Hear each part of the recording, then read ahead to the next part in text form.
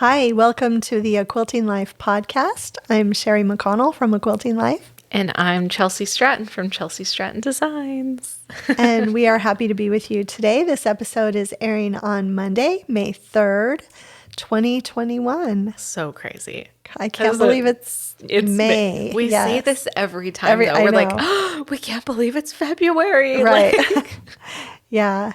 It means for us here in Southern Nevada, it means the heat is really on the way. Yeah, we're going to be hitting 100-degree weather this weekend. Yes. So yeah. We're actually taping this just a few days early. So. Yeah. So we're right before the weekend. I don't know if I'm ready for it, but yeah, I don't think so. It's happening whether I like it or not. Yeah. Warm weather. I have realized that when we get wind, that's what keeps the temperature down. So we've had a lot of wind but we've had some beautiful 70-degree days. Yeah. And it's been worth it. It rained last night, too. Yes. It was amazing. Woke me up, actually. Yeah.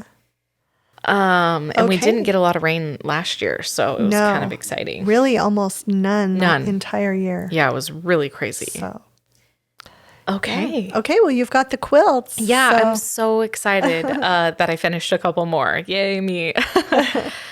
So the quilt on the wall is called Safe Haven, and you probably will recognize these from the live stream, but it's fat eighth friendly, and I would say it's confident, beginner, intermediate, but it is a lot of fun to make. And Marion Bott did the quilting on this one, and actually it is pretty perfect for a twin-sized bed. It'll work for a twin size. So I love that about it. That one's a lot of fun. And then the quilt on the table is called Afterglow. And actually this one is fat eighth friendly as well. Totally beginner friendly. This one was a dream to make. Just super quick, super fun, and really shows off all of the prints and fabrics from Sincerely Yours. And just has that really cool gradient to it, so you can find these patterns linked. And yeah, so I'm excited about these. Awesome. I'm really actually excited they're done. Yeah, I bet. That's what I'm most excited about. On to the next project. Yeah, there's always another one. Always. That's what I'm realizing. Never ends. Yeah, and Chelsi mentioned the live stream, so we actually thought we'd just start out and have Billy kind of give some kind of stats and information from the back end side of it. We really appreciated everyone for being there and watching and appreciated. Yeah. So Billy, did you want to give us some information? I think overall it went pretty well, probably better than all three of us may have even expected. It was funny because I was stressing out about the technical side. I'm like, man, I just hope it works and everyone can hear us, and that it, because it's our first one. And I wasn't worried about you two. I was like, I know, as long as I can make it work, it'll be fine. But then find out afterwards they were both nervous about their part of it. Yeah. And I don't know if you were nervous about my part or if you were confident I was going to make it work or not, but we have a lot lot of confidence. Yeah, I know. We had total confidence in you. We were just nervous. Okay. So that's what I was sort of thinking. So we were the opposite of nervousness. And then I think overall it ended up working out very well. Everyone said they could hear it. I listened to it and watched it again to see what I thought of it. And pretty good. And I thought, I might turn it up just a little next time. Might be a little easier to hear. But overall, the day of the live stream, I think we did have about 1,100 people all together, at least tune in from one point or another. And then we reposted the video on Monday, the following Monday, and a lot more people were able to see it. So I think overall people were pretty happy as far as they're like, hey, if I can't watch it on a Saturday, then I'll definitely catch it later next time. But overall, it looked like it was pretty good, and people actually like the idea of Saturdays for the future because I saw that. There are a lot of other live streams, and we never want to coincide with others because we don't want to have people make a choice, right? Right. Yeah. But so I think overall it was pretty good, and about 1,100 people tuned in from all over the place that day, and then oh my goodness, a lot more people that's have seen amazing. it since. Yeah. Yeah. And then I also had a few emails. I think there were a few people who thought it was going to be a Facebook Live, and they didn't realize it was going to be a YouTube live stream. So hopefully we'll, next time be sure and let everyone know that the platform is YouTube. Yeah. Yeah. So. Yeah. It's so funny because like doing the podcast right now, just knowing it's not live, I'm not nervous at all. Right. But literally, like, I was so nervous because I knew people were like watching in time. Right. And then when Billy like said that, I was like, I'm getting clammy. There's so many people viewing. Like, yeah, it was crazy. Good thing neither of you passed out on the Exactly. live stream. That would have been we felt like it. something to remember. Yeah. But now that we've got the monkey off our back, now right. The next time we do one, I'm sure it'll be a lot less nerve-wracking for everybody. Yeah. So it was good. So, yeah. And I think, Chelsea and I were just talking earlier, the trunk show format is great. Every time we have, half a dozen quilts to share, we can do the live stream trunk show and do the Q&A along with it. So, yeah. I love that. Yeah. So look forward to more, friends. Yes. Okay, so we have some more listener questions. Thank you for those, everyone. And I pulled from all of the questions, and I went over the last podcast episode 26, and I actually pulled a few questions. Oh, from the comment there section as well, from the comment section. Cool. Yeah. So, and some of them are quick fire questions, and some of them require longer answers. So I kind of tried to mix them up together here, and so we can just get started. Yeah. The first one, what is your opinion on quilt as you go on a block by block basis? I can't handle large quilts on my domestic machine, but I want to try my own quilting. What are the pros and cons? And do you have any demos or tips? And I actually do have just one simple pattern that is a quilt as you go quilt, and it's my simple table runner. And you can actually do it without quilting as you go, but I feel like it's so simple that would be a great project to try it on. So we'll put a link to that. Oh, cool. But other than that, I haven't done a ton of it. When I do it, it's fine. I've never done a full-size quilt with Quilt As You Go. I was going to leave this question to you. That's what I was wondering, so. I actually, on my paper, I wrote, Mom can answer. Yeah. There are specific books written just on that topic, and maybe we can link one of those too. That would be good. Yeah. If you have any in mind. Right. I do know of one that I can link in the description. So, but yeah, I would say try it on a smaller project, and some people really love it and they just go to town with it. So yeah. Cool. Yeah. Okay, so the next one says, after you cut out a quilt project and are not piecing yet, how and where do you store the projects? You both said you like to cut out projects ahead of time. Storage bins. So there's a couple different sizes I really like, but I think I find mine at Walmart. I don't know where you get yours if you buy them online. But I just put mine in plastic storage bins. I mean, and depending on how long you're keeping them in there, I have heard some people say if you keep things in storage bins too long, they almost have like a weird smell to them. Is that true? Like, have you ever heard of that? Yeah, I have from the plastics. Yeah. And I do have some things stored in plastic bins, but I actually have more of, scrap pieces stored in the bin so that I'm pulling those out regularly and use them. But for projects, I have I have an IKEA rolling cart. That's the other one I was going to mention. Yeah, it has 3 layers, and I can put a project or even several projects in each cubby. And then I also have from Container Store, maybe I can pop up a picture of that, but I have an Alpha drawer unit, and I like it because it has the mesh drawers.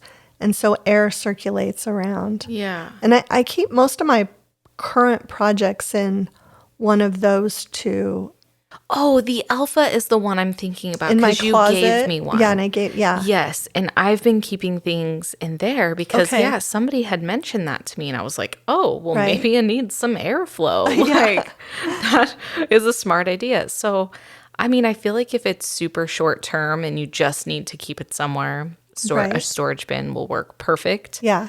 But yeah, the alpha, if anyone, if you're Yeah. looking into something like that, Right. it's great for storage. So, And then some other ideas are project bags, and some of them have plastic fronts so you can see what's in them. And you could actually leave those Yes. unzipped to let the air in when you're not using them. Yeah. I love taking those on trips. I love putting all my projects in a project You bag. do love taking those on trips. Yeah, if we go take trips again someday, you know.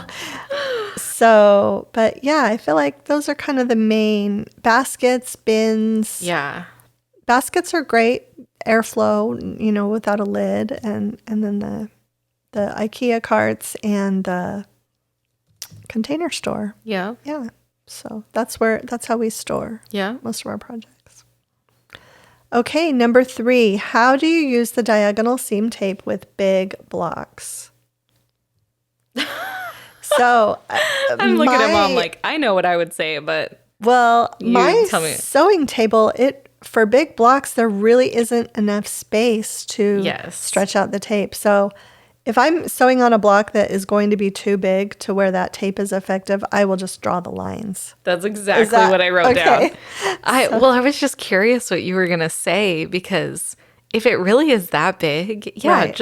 I'll just draw the line. Right. And normally when you're working with bigger blocks, meaning you're working with bigger pieces, you're not going to have as many. Right. So you're not going to be drawing as many lines, Right. I Good figure. point. So to me, draw the lines because then you know it's going to be perfect and you're not playing a guessing game. Right. So Yeah, So good. I was funny. wondering because I know we had talked about the diagonal seam tape before, and you said you only use it, and I thought, oh, I wonder if she knows something that I don't know. Well, it's so funny because sometimes when there's a question like this where I literally, most of the time I'm like, oh, I know what my mom will say. Uh-huh.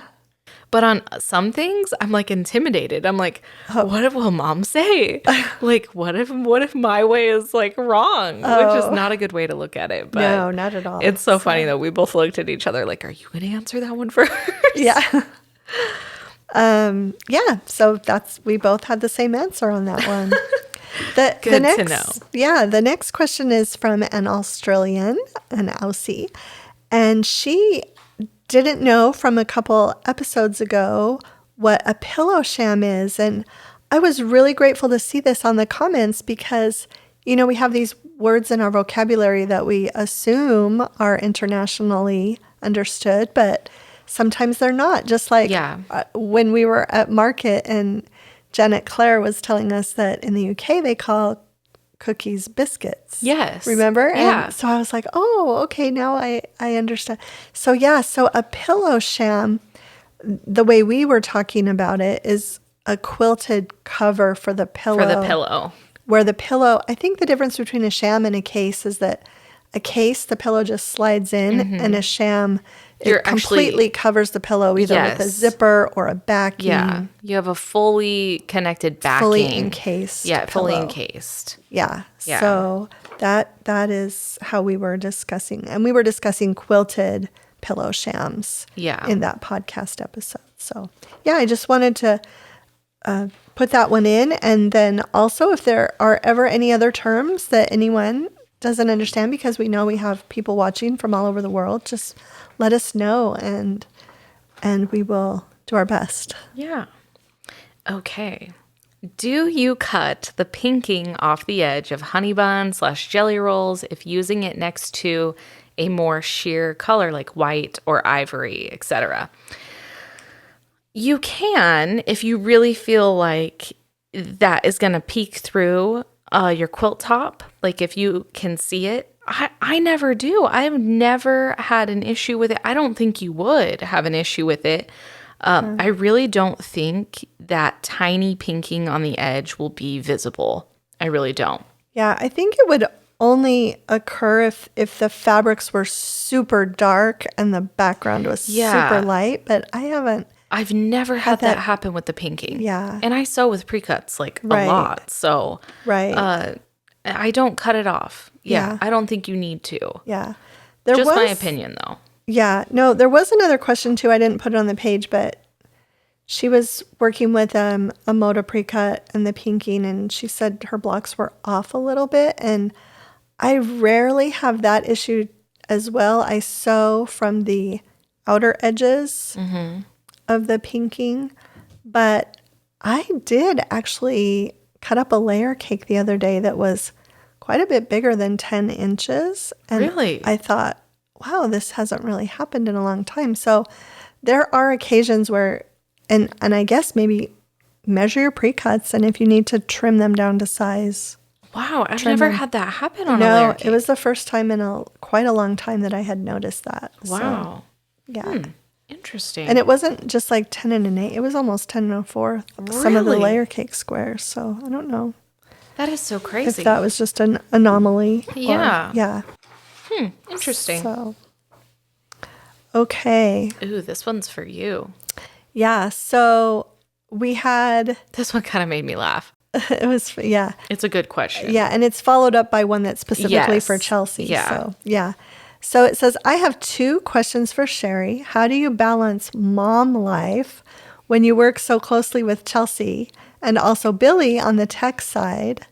So that's the first question. So I'll do that one first. So first of all, I feel like, I don't know. I feel like I'm not really in the mom business unless they ask me a mom question anymore because of their ages, right? Like, we both are now in our 30s. Yeah. Thanks. Sorry, Chelsi. Oh, thank you, Billy, for announcing that. Great. Yes. Chelsi just turned 30 yesterday Turned 30. as of recording.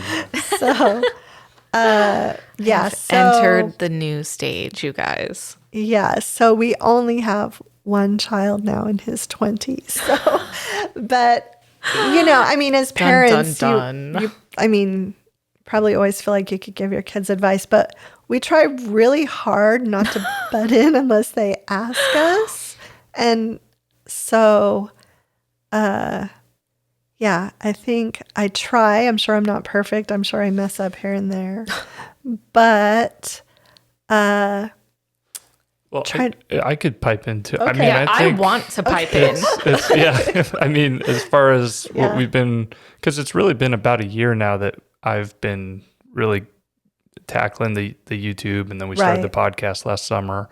So we're coming up on a year on the podcast, really. Right. Being actually, one more month. I think it was June 1st was our first episode release. I actually looked it up the other day because I wanted to know. So we're 1 month away. I wanted to do something cool for our year. Yeah. Yeah.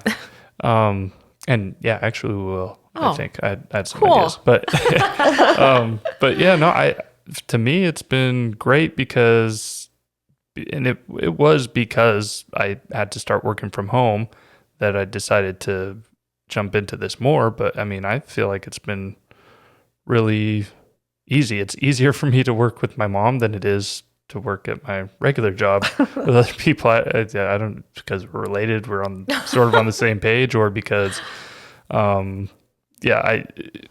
know nothing about quilting, and my mom doesn't know a whole lot about the technology side as much. I mean, you do the photography. Right. So I guess because we really do our own things, as long as we know when we're filming and recording and all that, then works pretty well for us. Yeah. You two might be different because you both do the same thing, but I don't know. I think, and I always tell people this, this dynamic is really, really cool. This dynamic is cool with us, all 3 of us working together. But the dynamic between my mom and I has always worked really well too. And not to say that there aren't like, oh, well, I like this fabric. We've talked about before when choosing different fabrics. But for us, I feel like it's always really, really worked, but it cracks me up because I had just spoken to my parents last night, and something funny happened and everyone laughed. And I feel like I call you all the time. And so when somebody brought this up, I'm like, they know. I'm like always like they must know that I'm always like calling my parents, like asking for advice and stuff. Like, so mom definitely has that mom role still going on, probably forever, especially with me, because I'm always asking for life advice. Well, and you and my other sister both have kids, so Very you true. guys Right. probably Good ask point. more advice. Me and Sean do not. Yeah, So, very yeah. true. That's actually, important to note. So Yeah. mom still does, the mom advice duties with me for sure. I was just cracking up at that because definitely still relevant Yeah. in mom's life. Well, I feel like also my husband, his family had a business. And so he grew up with a family business that was started by his grandmother and that his father worked in, and his brother and one of his sisters, and he all worked there. So he kind of, I don't say gave advice, but he had that experience. So I feel like he's really good at kind of mitigating stuff too, like giving suggestions and I feel like, I don't know, lately with productivity, I've tried to like find ways to communicate with both of you without overwhelming. I've tried Trello. I don't know if Billy really likes Trello, but I've been like, hey, I'm going to put this on Trello, and then you can pull it when you need it, so I'm not like interrupting into your life as much. And so, there's lots of different dynamics, but I think all feel blessed to be able to work with each other. Yeah, definitely. I certainly do. That's so funny though, because sometimes Billy will ask, well, when works for everyone to podcast? And he'll call me, Mom says whenever is best for you because you have children. Right. And so, you are really good at that. You always try to make it work out. So, Yeah. oh, It's children. the job of the producer. I got to get everyone on the same page. Yes, Yeah. you do. You do. Yeah. That's another one of Billy's tasks he has to deal with.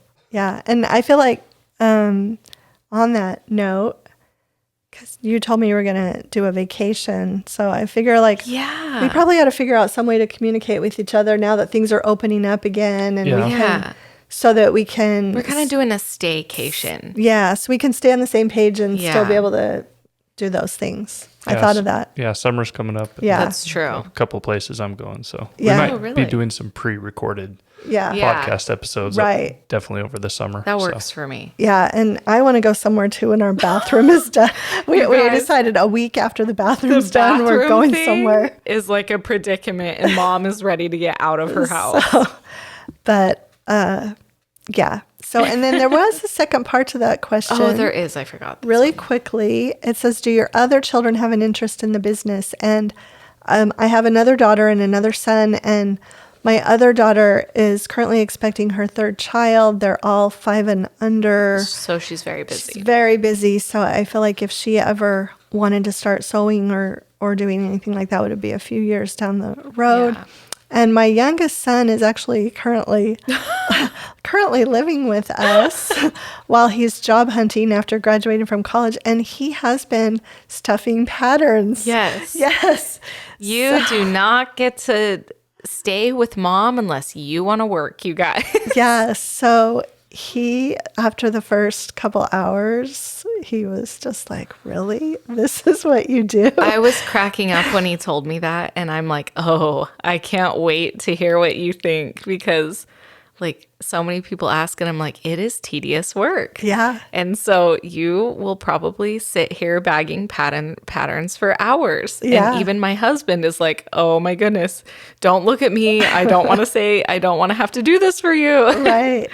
Yeah. If he funny. wasn't here the day we did the live stream, but if he was, I'm sure as an older brother, I would have made sure that he was helping with the quilts as well with Dad and Isabel. So Yeah. He wouldn't have gotten very far until Billy found him. Yeah. No. And his fiance actually came for a visit, and he had her folding patterns too. He did. Oh my goodness. So, yeah. That is so anyway, Sean. that's his involvement so far. But yeah, he does have an economics degree, so he might be able to get into advising us all someday. Who knows? I feel like I do call him for stuff like that, though. Yeah. I'm like, help me learn how to invest. He's really good with economics. I mean, he loves it. So, okay. Chelsi. Yes, I'm going to read the next one. Chelsi, with a young family, do you ever find it really hard to keep it all balanced and finish all that needs to be done in your business and keep the family balance in check? Yes, it is. I wish I could tell you all that everything is, hunky-dory and just perfect and works together seamlessly. And that's just not the truth. I still have a house to take care of, kids to take care of. I'm homeschooling mixed in with work and just everything. I really try to be kind to myself because it just is not all going to get done. There has to be a balance. And so but I do make it work. I find time to work. And also my kids are getting older, which has helped. I was telling someone recently when the business really started, Finn was almost, he was a little over 1 year old. And so it really has helped my kids getting older. And my oldest is almost 10. And so she really, and my mom knows, like, she's super, super helpful and very responsible.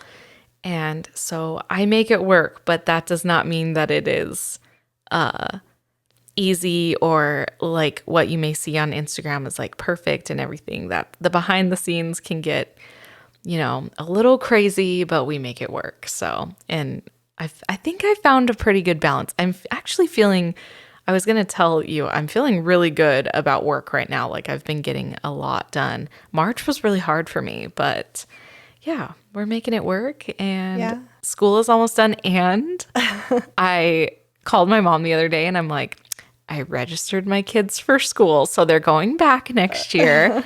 I don't know how excited they are, but out where we are, our school will be open 5 days a week this fall unless any major changes happen. So I made the decision to enroll them for next year. So I think that might be a blessing actually, because I have had a whole year homeschooling them and having them in school, it might be like, wow, there really is so much time. Right. Like 6 hours is a long time. Right. So that's a lot of time to get work done. But yeah, you're going to find your days are really much more I think it'll be great for productivity. So yeah, hopefully that answered that question. Yeah, that was a good question. And I mean, overall, you started, like, Mom didn't take off till I was like completely out of the house, like your blog and everything. Yeah. And then maybe even Candace was like a senior or she was out or something. Alicia had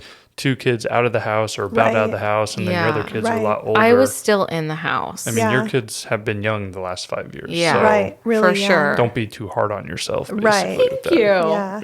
It's very sweet of you, Billy. Yeah. And then with the pandemic and everything that brought with it, that just, it's been hard for all parents who've been working at home with young kids. So, yeah, you've done a great job. Oh my goodness. Thank you guys.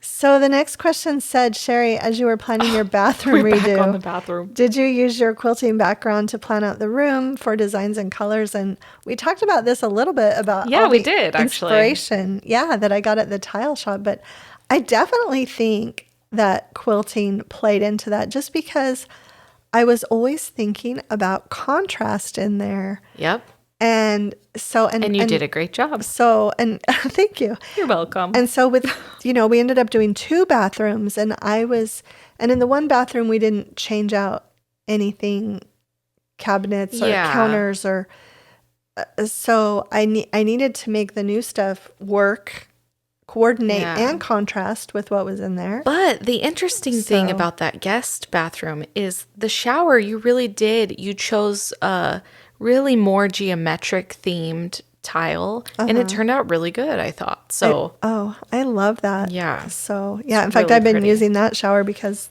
ours isn't ready yet, but I'm actually really jealous. I was gonna so I'm like, I want to use that shower. But I really did think about colors and contrast. I think most from quilting, I think that topic of contrast. Yeah. So really played into the decor. Yeah, I feel like that really goes hand in hand with home design and interior design, like especially with quilts. Like, I mean, they add that extra something. Yeah, and then texture too. I guess I thought about texture. And the other thing I thought was interesting was we are painting the cabinets in the bathroom, but once I got everything in, I really thought they would look good as they are. And nobody else thought that except for Chelsea. And I thought that was interesting because you are a quilter. And you asked me the other day. They're kind of older, and so that's why we finally decided to paint them. Oh, so you are going to go ahead and paint that? I think we are, just because I actually think that's fine. I think you're going white, right?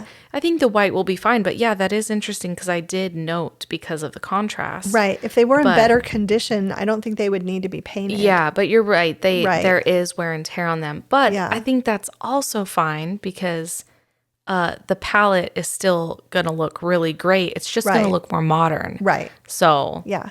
Here we go, talking about design. And the next question goes right back to quilting.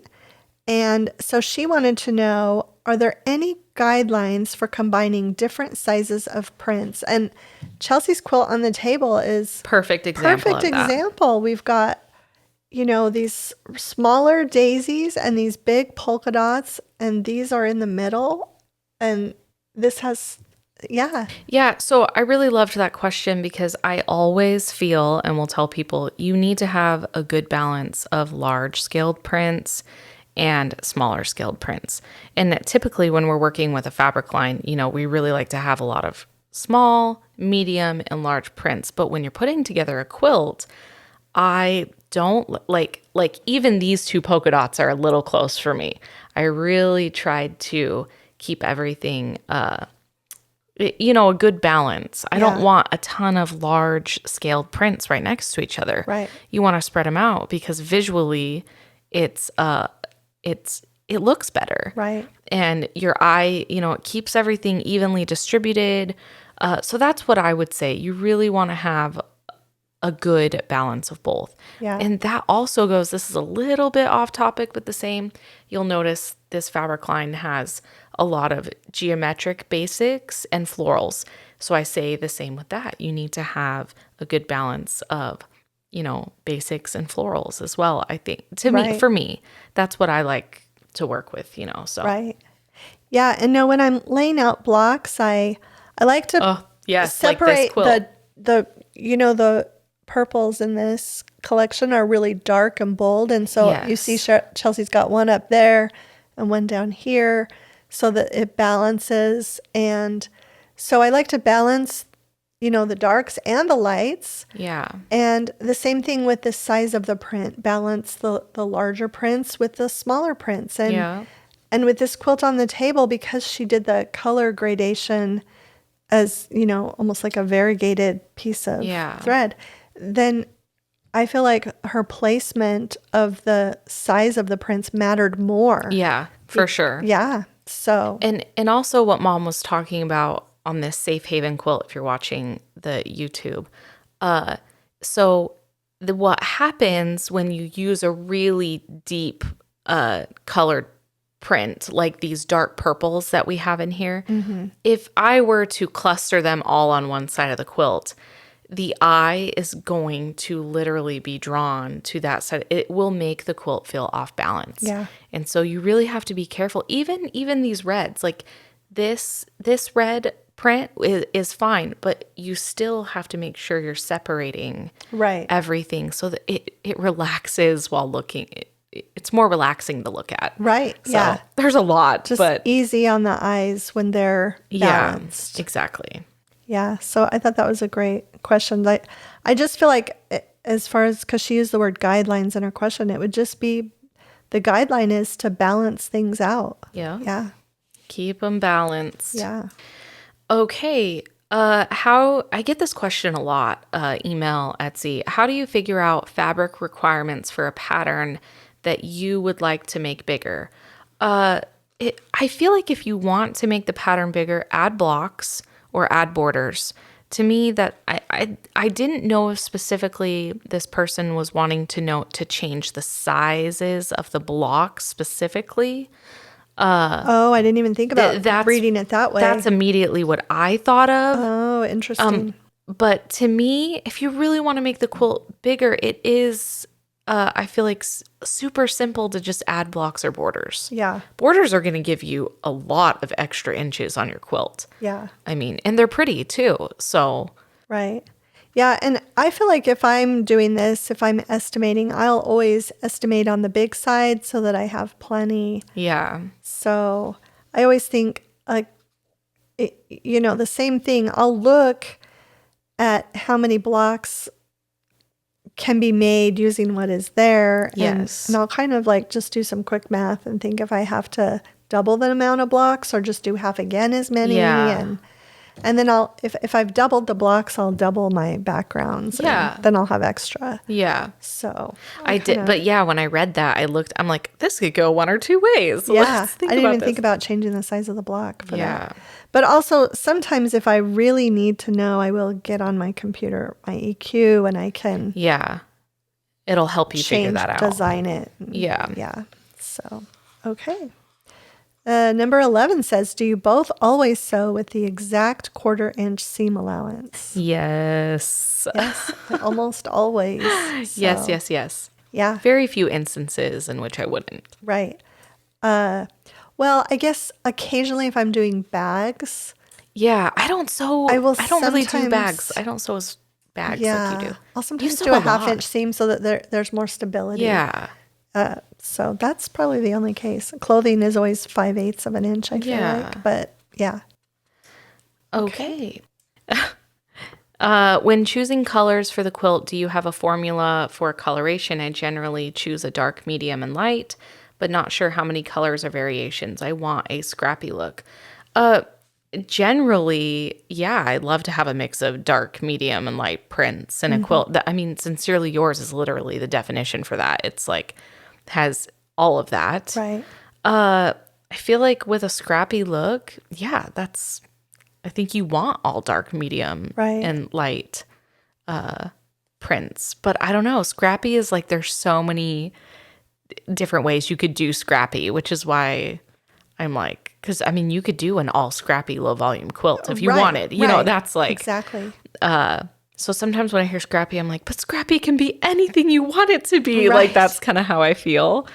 But generally for quilts, yeah, I like to have dark, medium, and light prints. I feel like that's how our palettes work that way. Right. Regardless. Yeah. I like to have a few different shades of each color. Yes. At least a couple shades of each color. Yeah. And we've been doing that more lately. Like a few blues. Right. A few, yeah. So we do various shades in this one, of course. Right. Or like Balboa had the dark gray and the light gray. Yes. So yeah, I like to have some gradation, I guess, with different shades. And usually for, she's just talking about colors, so she's not talking about prints, but yeah, you can have dark, medium, and light colors and then have multiple prints to make it more scrappy. Yeah, definitely. Yeah. Oh. Okay, then we got some non-sewing questions that were fun to add in again. And we're really glad this is happening. Yeah. You guys asked for them, and we asked for that. Delivered. Yes. So I'm really excited, and these ones are about food. Yeah. So now I'm hungry again. We've got 3 of them. Yeah. So. I'm really excited. Okay. You want to start with the first one? Yes, I'm going to start with the first one. Favorite recipe for dinners that you typically make for your family? So with young kids, it is actually quite difficult to find a meal that every child likes, along with the adults. But there is one, and what makes it so cool for me is it was my favorite one of my very favorite childhood meals, and my grandma used to make it for me every time I visited her and stayed with her. She would make meatball stroganoff, and it is just a comfort food for me, and she made it every single time, and you would make it, Mom. but all of my kids love it. It is one of their absolute favorite recipes. I haven't made that in so long. I need to Let make that. me make it for you. I have perfected. You have perfected Grandma's recipe. Because I actually add fresh mushrooms into the sauce. Oh, yeah, that would be good. Oh, my goodness. And extra sour cream and extra Worcestershire. Guys, I might be doing a recipe on my blog. Yeah, I think I need that. Yeah. That sounds good. So that's one of the very few things besides like spaghetti and stuff and pizza that the kids will all eat. So we have this quite like Ashton asks for it. I mean, every week. Wow. It's great. I haven't had it in a couple years. Really. You are coming to my house. So yeah, I'm going to make you. Let me do this for you. Oh, that's funny. This is such a funny question because my youngest was here for his birthday and I said, well, what do you want for dinner? And so he asked for this chicken divan that I used to make when you guys were younger. The time. And I hadn't made it in 4 or 5 years. I actually had to call your sister because I know she makes it pretty regularly and say, hey, wait, do you cook the broccoli for? I couldn't remember. It had been my goodness. so long. But then we made it and my husband and I were like, wow, this is really good. We haven't had this. And that is one of my favorite childhood. So I'll wait till a couple questions later. yeah. I may or may not have put that one down. But I feel like for me, something typical that I do is just because there aren't any Asian restaurants out here where we live, I do a lot of stir fry vegetables with chicken and rice and do Same here. like a soy sauce and fresh ginger. And I make that frequently because I haven't been out to eat Asian food in so long. Yeah. I love it. We used to have a really, really amazing restaurant here in our town. It was really, really good. Yeah. Like great orange chicken, great, I mean, just the best food. And it was just like another family comfort food. Right. And yeah, they're not here anymore and we're so sad. Yeah. So yeah. Okay. And then I make just easy nachos a lot too with Yes, refried you beans do. and I was sad I didn't ground beef and stay for chips that the and- other day. Yeah. We used to have nachos every Sunday. We used Do you to make remember them that? Sunday after Every church Sunday. because it was so easy to throw in the oven. Yeah. Yeah. Okay, so the next one says, if you could, still on the subject of food, if you could eat anything in the world, what would it be and what country would it come from?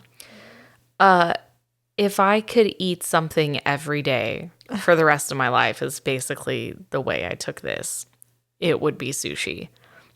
My husband actually introduced me to sushi when we were dating, and I thought, oh, this is going to be terrible. Oh, Mason And introduced you to it? He Billy did. It wasn't even Billy. Oh, I What's thought so it would've funny been Billy. is then, yeah, I didn't realize Billy was such an avid sushi eater. And I literally could eat it every day. He just took me out on my birthday to go have sushi. So, yeah, sushi would be amazing to have every day. So mine would be something from Italy, probably pasta, You are a pasta Yeah. person. Yeah. gnocchi, pasta. Yeah. Yeah. Anything. It would probably be Italian food. Anything pasta. I for Mom. love good pizza too. So what about you, Billy? Yeah, Billy. Yeah, so I'm guessing pick something from another country is Right, basically right. Yeah, you guys both sort of Said your favorites? I like a good Italian restaurant. There's a few Italian restaurants in Vegas that I like to go to. That would be sort of tough though, because there's a good Japanese restaurant. It has sushi, but it also has some other traditional Japanese food there as well. So Oh, you'll have to tell me. you guys, I don't where know, it maybe is. you both started talking about Japanese food and then Italian food, so that's on my mind. I really like Korean barbecue too. So yeah, I'm sort of a foodie in a way. Yeah. There's nothing I won't try Yeah. or eat and stuff. I also love tacos too. I love tacos as well. Shrimp tacos, fish tacos, Oh, fish tacos are chicken great. tacos. Yeah, You tacos can't go are wrong with right tacos. after Italian. Yeah. Tacos are great. Okay, Last question. final question. Same subject. Food. What is your favorite birthday meal? So it's funny because you just mentioned my younger brother, Sean. He had so our birthdays are a week apart, but we're 4 years apart. So, I put down actually because I was craving it after you told me that. I'm like, you want to know what? I'm just going to put down chicken divan because that's something you probably would have made me. But sushi, I think that's where my husband took me. But my husband's mother, for actually a few years in a row, I asked for this. And actually, I asked for this after each of my children were born. She would make me dinner and bring it over. So I'm going to couple it with that. She makes amazing fried chicken. Oh. And my mom knows this because she's had it before, and she couples it with, she has a very secret family recipe for potato salad. Potato salad, yeah. And it truly is unlike any other potato salad. And don't ask for the recipe because I don't even know it. It was passed down from my husband's grandmother to her, and only to her. And so the potato salad is amazing. So that, I think, would be one of my very favorite birthday meals. Fried chicken and fried chicken and potato salad. And then also, I can't go without thanking my mom because I don't like cake. I've never liked cake. I especially don't like chocolate cake. Yeah. I know, it's crazy. And every year my mom would she finally just settled and was like, okay, I'm going to make you an ice cream cake for your birthday every year. Truly one of the greatest things I've ever tasted. It has like angel food cake in it. Right. And sherbet. And she would always make that for me. And so I always felt pretty important that she would, just not make a cake out of the box. She would make me a full-on ice cream cake. And so... Yeah, and that recipe is your dad's mom's recipe. Oh, cool. Yeah, Tammy's recipe. So yeah, thank you for doing that for me all those years. For me, when I was a kid, I always wanted pizza for my birthday meal. But now I feel like I would rather have something from a really nice restaurant. Yeah. Some type of crusted fish or... a nice lobster bisque and shrimp cocktail. I would like a steakhouse kind of fancy dinner. What about you, Billy? Favorite birthday meal? The last 5 years I go and get an order of chicken wings from my favorite really favorite place. Yep, that's sort of it for now. You. Yeah. And then Isabel, my girlfriend, she's the last few years she's made a very good chocolate cake that she makes for me every year too. So chicken wings and my chocolate cake after. Yeah, because I love chicken wings. I eat them more during football season, but I try to not eat them too much because they're deep fried. Yeah. Chicken wings, try to be health conscious. So, but on my birthday, I always go and you better order more than I can eat and eat till I'm full, and then have my chocolate cake, and that's sort of my new tradition.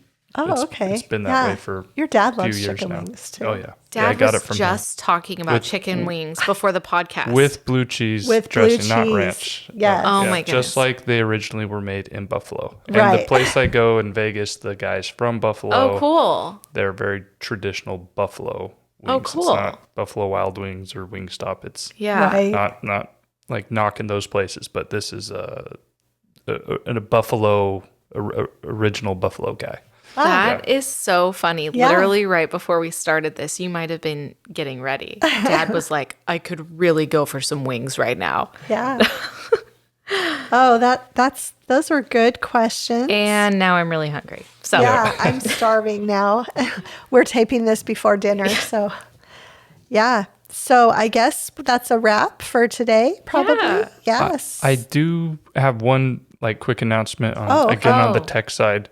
So more than half of the listeners that listen to the podcast only, not watch on YouTube. I noticed because I don't get a lot of information about people. I don't know who anyone is or anything. I can just see where people are from and what apps they listen on. Oh, cool. And more than half of the listeners listen on the Apple Podcast app. Oh, interesting. Right. Oh, wow. So there was just an update. If you update your iPhone, and the Apple Podcast apps looks very different now, but just sort of giving everyone a heads up. You don't subscribe to the podcast anymore. You follow it.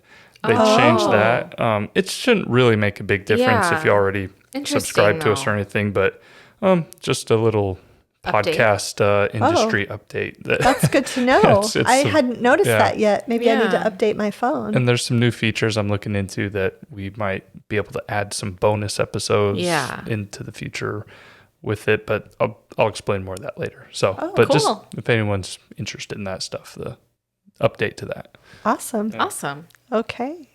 All right. That was fun today. Yeah, that was fun. Thank you for joining us. Thank you. Our next episode will be Monday, May 17th. And inching closer to the year mark. Yes. So, yes. That's so crazy to think about. Like almost a year. Yeah. And we've stayed on schedule too for almost a whole year. That's really good. We've been consistent, you guys. Yeah. We've done that kind of by looking ahead and figuring out when we need to tape. So yeah. Okay. Well, thank you so much for stopping by.